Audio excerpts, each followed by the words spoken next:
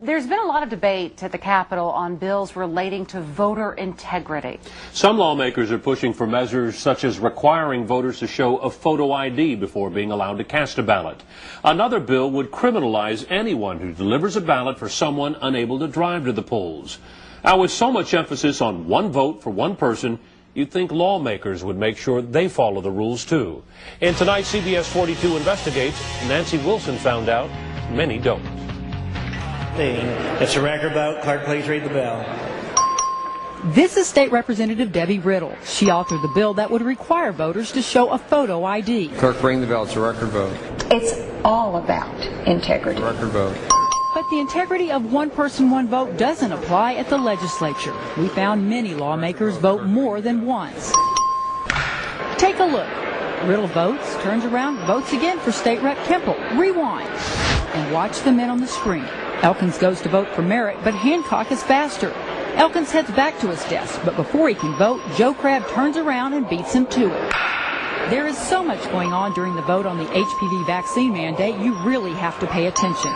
Start with State Rep Hamilton at his desk. He leans over to vote a second time for his desk mate Dan Branch, then reaches back to vote for Charlie Howard and casts a fourth vote for Wayne Smith. He's not the only one scrambling to vote. Rewind the video and take a look at the top of the screen. State Reps West and Phillips both lean over to vote for themselves and their desk mates. Phillips votes a third time for Christian. On the left, Donna Howard votes for State Rep Vo. State Representative Dunham didn't have to leave his chair to cast 4 votes. One for himself, then for Coleman, Martinez Fisher, and then Vesey. Sometimes the voting is across party lines.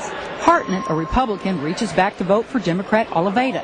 Democrat Matt Reynolds votes for Republican England, and Republican John Davis votes for Democrat Noriega. Most voters have no way of knowing if their lawmakers are actually casting their own vote.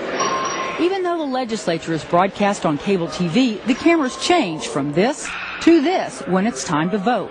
But if you're sitting on the third floor gallery, I certainly noticed that there appear to be far more votes on the tick board than there were people in the room. Arnie and Laurel Weiss were baffled when they came to see the legislature in action.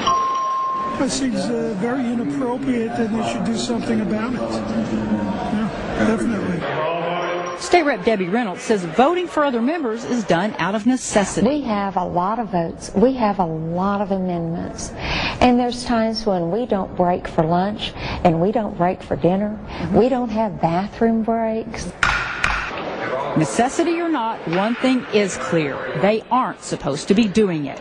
According to the official House rules, written, voted, and approved by lawmakers at the beginning of the session, any member found guilty by the House of knowingly voting for another member on the voting machine shall be subject to discipline deemed appropriate by the House. Clerk, bring the bill. It's a record. So, should lawmakers do it? Well, there's no question. At face value, it seems a blatant affront to their own rules. It is against their own rules, but the issue is with enforcement. Now, it's the Speaker's job to make sure the rules are followed. He declined to talk to us on camera, but his spokesperson sent us a statement that basically says they leave it up to the House members. Although the practice is widespread, we couldn't find any instances of lawmakers being disciplined for voting more than once. Nancy Wilson, CBS 42 Investigates. If you'd like to read the full statement from Speaker Cranach's spokesperson, you'll find it on our website, KITV.com.